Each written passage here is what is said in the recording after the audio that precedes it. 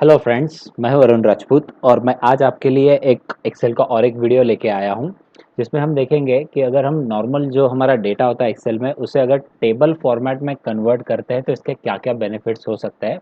तो मैं कुछ 5-6 बेनिफिट्स आपको बताऊंगा। इसके अलावा भी और भी बेनिफिट्स है, लेकिन मैं कुछ सेलेक्टेड 5-6 बेनिफिट्स आपके लिए इस वीडियो में लेके आया हूँ।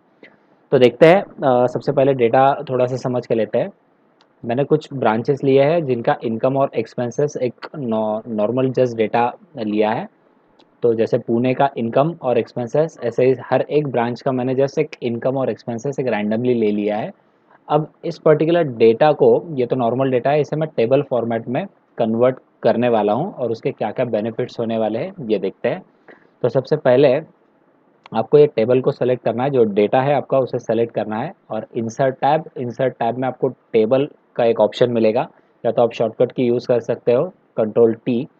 जैसे आप शॉर्टकट प्रेस करोगे कंट्रोल टी, आपको यहाँ एक डायलॉग बॉक्स मिलेगा, जैसे आपको ओके करना है। और आपको एक चीज़ दिखेगा कि आपको जो आपका डेटा था वो टेबल फॉर्मेट में कन्वर्ट हो चुका है और फॉर्मेटिंग का जो पार्ट है वो ऑटोमेटिकली हो चुका है, यानी आपको फॉर्मेटिंग करने की ज़रूरत नहीं है। ये एक बेनिफिट हुआ। उसके बाद आपको जैसे आप टेबल फॉर्मेट में कन्वर्ट करोगे, आपको हर एक हेडिंग के जगह पे आपको एक फ़िल्टर का ऑप्शन मिलेगा। यानी आपको एडिशनल फ़िल्टर लगाने की ज़रूरत नहीं होगी, जिसके थ्रू आप सॉर्ट एंड फ़िल्टर ये दोनों चीज़ें कर सकते हो। ये और एक बेनिफिट। इफ़ इन केस इस टेबल में मैं और एक एडिशनल कॉलम इंसर्ट करना चाह रहा हूँ, जैसे मैं प्रॉफिट एंड लॉस ये पर्टिकुलर कॉलम को इंसर्ट करना चाह रहा हूँ।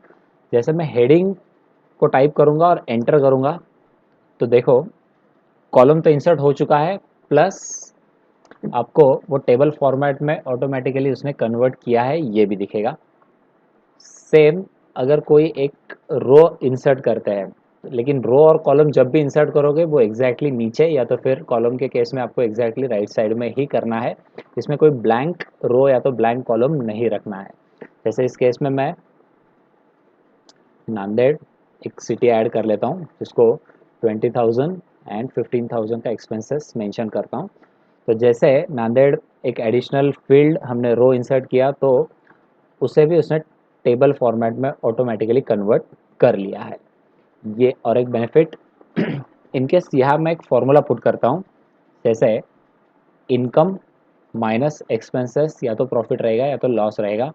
तो अब जैसे फॉर्मूला देखोगे तो इनकम बेसिकली इस कॉलम का हेडिंग और यहाँ एक्सपेंसेस इस कॉलम का हेडिंग, यानी यहाँ कोई सेल रेफरेंस नहीं आ रहा है, ये जस्ट उस कॉलम के हेडिंग्स है। जैसे हम इसे एंटर करेंगे आपको आंसर तो मिलेगा, प्लस आपको बाकी जो फील्ड्स है जहाँ हमें आंसर चाहिए था उसे ड्रैग करने की ज़रूरत नहीं होगी। इसे और एक बार देखते हैं। इनकेस अगर मैं यहाँ एक फॉर्मूला पुट करता हूँ, जैसे इनकम माइनस एक्सपेंसेस और एंटर करता हूँ, तो ऑटोमेटिकली वो फॉर्मूला अप्लाई हो जाएगा, आपको ड्रैग करने की ज़रूरत नहीं होगी।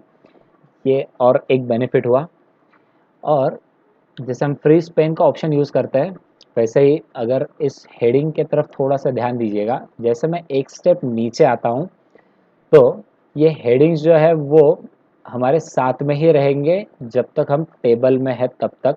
जैसे हम टेबल के बाहर निकल जाएंगे, जैसे अब मैं टेबल के बाहर हूँ तो अब यहाँ ए बी सी डी वो कॉलम दिख रहा है, लेकिन जैसे हम टेबल के किसी एक सेल को सेलेक्ट करेंगे तो आपको वो हेडिंग्स आपके सामने आपको दिखेंगे, यानी आपको फ्री स्पेन अलग से करने की ज़रूरत नहीं होगी। ये और एक बेनिफिट हुआ। इसके बाद आपको एक डिज़ाइन टैब एडिशनल मिलेगा, जिसमें एक ऑप्शन आपको मिलेगा टोटल रो। इस ऑप्शन को जैसे आप टिक करोगे, आपको लास्ट में एक टोटल का रो मिलेगा और जो लास्ट कॉलम है उसका सम ऑटोमेटिकली आपको मिल जाएगा। लेकिन इस पर्टिकुलर डेटा में आपको अगर इनकम का भी टोटल चाहिए था या तो एक्सपेंसेस का भी टोटल सम चाहिए था, तो सिंपली आपको क्या करना है, उस टोटल के रो में जस्ट आपको सेलेक्ट करना है उस पर्टिकुलर सेल में, और यहाँ आपको एक ड्रॉप डाउन का एक बटन मिलेगा और सिंपली यहाँ से आपको सम ये ऑप्शन को सेलेक्ट करना है। बाकी की चीज़ें भी है, जैसे अगर आप एवरेज चाहते हो, मिनिमम मैक्सिमम चाहते हो, आप यहाँ से सेलेक्ट कर सकते हो, लेकिन इस केस में मैं रखता हूँ सम। सेम इनकम के केस में ये बटन को सम जस्ट ऑप्शन चूज़ करता हूँ, ऑटोमेटिकली सम हमें मिल जाएगा। यानी अगर हम टेबल फॉर्मेट में अगर इसे कन्वर्ट करेंगे तो हमें सम, मिनिमम, मैक्सिमम, एवरेज ये चीज़ें करने की ज़रूरत नहीं होगी। तो ये कुछ सेलेक्टेड बेनिफिट्स है, इसके अलावा भी है। जैसे मैं एक डेटा आपको बता देता हूँ। मैं इसी टेबल को कॉपी कर लेता हूँ और सेकेंड शीट पे जस्ट इसे पेस्ट कर देता हूँ एज अ वैल्यू, और इसका जो हेडिंग है वो हेडिंग को भी लाइक कॉपी कर लेता हूँ और इसे सेकेंड शीट पे जस्ट पेस्ट कर देता हूँ। और अब बेसिकली हमें क्या चाहिए, वी लुकअप का फॉर्मूला जस्ट हमें यहाँ पुट करना है, यानी सेकेंड शीट पे हमें इस पर्टिकुलर ब्रांच का इनकम चाहिए। तो जिनको वी लुकअप पता है उनके लिए तो बहुत ईजी है, लेकिन जिनको नहीं पता है तो वी लुकअप पे मैं और एक वीडियो लेके आऊँगा आपके लिए। लेकिन फ़िलहाल आप समझ के लो कि वी लुकअप एक formula, just lookup value this and table array. जो टेबल एरे है वो बेसिकली मेरा शीट 1 पर है, जो पहला टेबल था वो रेंज मुझे सेलेक्ट करना है। तो मुझे अब शीट 1 पे जाना होगा, फिर वो टेबल को सेलेक्ट करना होगा। उसके बाद फिर से मुझे शीट 2 पे आना होगा।